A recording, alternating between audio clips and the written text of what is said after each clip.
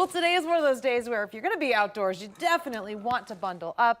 Chilly start to the week for us, and we're also going to have some chances of rain and then snow showers, not just Tuesday, but another chance later this week. I do want to give you a little bit of an alert this morning. If you parked your car outside, you might have some frost on it. Nothing too crazy though, but just know you might want to grab that ice scraper as you head out the door this morning. As you can see, our wake up temperatures at the bottom of your screen, right at or below that freezing mark. And then as we go into this week, we're dealing with those temperatures slowly starting to go up, but Tuesday is definitely a day we're going to be watching, and here's why. For today, the big story actually going to be the cold for us. So we've got 30s and 40s, plenty of sunshine, so it'll be beautiful and not as windy. It's just going to be pretty cold as you step outside. But then as we go into the forecast for Tuesday, as you saw, our next weather impact is going to be having some rain snow mix into your commute for Tuesday morning. Now, this is going to be a brief period where you're probably going to have that transition between rain and snow.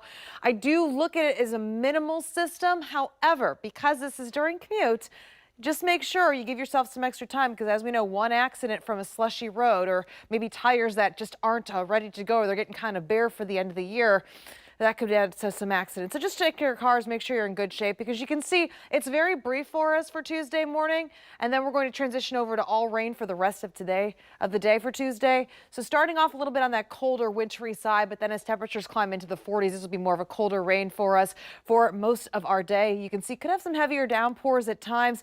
Most of Tuesday though is going to be wet and even slushy, as I mentioned, for the morning, and then we are going to see temperatures start to climb as we move forward into the rest of the week. But I know people are still golfing out there, and I can tell you today is going to be okay. The cold is just going to make it a little uncomfortable. Tomorrow, definitely not.